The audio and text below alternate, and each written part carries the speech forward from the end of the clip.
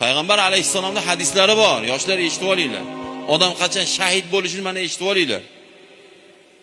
Shahidlik haqidagi ma'lumotni eshiting.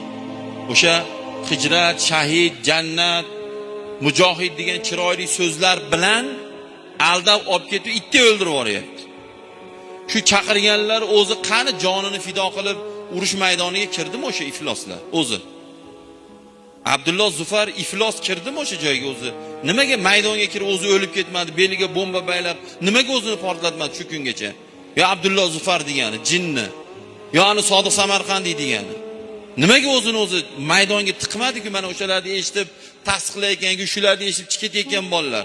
Nimaga bular 15-17 yildan beri tirik shular? Agar shu maydon haqiqatda jihod maydoni bo'lsa, haqiqatda shahidlik bo'lsa, shahid jannatga kirsa, nimaga o'zini o'zi fido qilmadi shular? Nimaga ofisda o'tirib, olib choyni ichib, siz bilan meni chaqiryapti, o'zi ba'da do'liyasini olib yotibdi. Nima ish qilsa qilib yotibdi. Ba'da tushunmagan bolalar shu ekan, o'shda o'lsam, men shahid bo'laman, shahid bo'lsam jannatga kirib ketaman.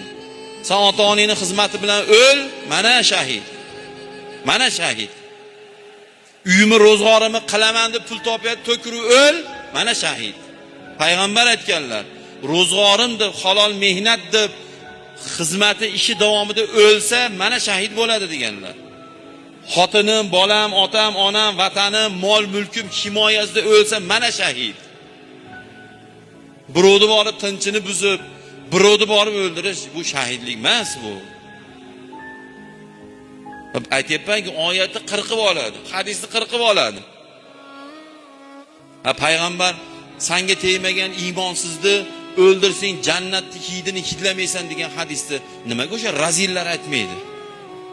Mana biz ko'p millatlik yurt biz. 35 xil atrofida xil millat yashaydi, 135 xil. Biz O'zbekistonda 135 xilga yaqin millat yashaydi. 16 xil din egasi bor. Ishig'izni pishdidimi birortasi? Sizni tegdimi? Bir narsa dedimi? Xo'p, demadi. Siz nima haqqingiz bor unga bir narsa deyishga? Yoki meni nima haqqim bor bir narsa deyishga? Hazrat Umarni qiynalayotgan mushrikni ko'rib turib, Baytul moldan bunga yordam beringlar deganlar. Mushrik edi bu. Aniq edi mushrikligi. Islomning go'zalligi nimaga? Tegmaganga tegma deydi. Go'zalligi shu yerda. Payg'ambar alayhissalomning o'sha davrdagi tijoratlari yoki chorvadagi ishlari, qo'ni qo'shnilari hammasi mushrik bo'lgan. Qani bittasi olib kelib, mana payg'ambar tinch yotgan mushrikning uyiga Ali bilan Abu Bakr bilan Hamza bilan kirib turib chopib tashagan degan joy topib bersinchi? O'sha jinnilar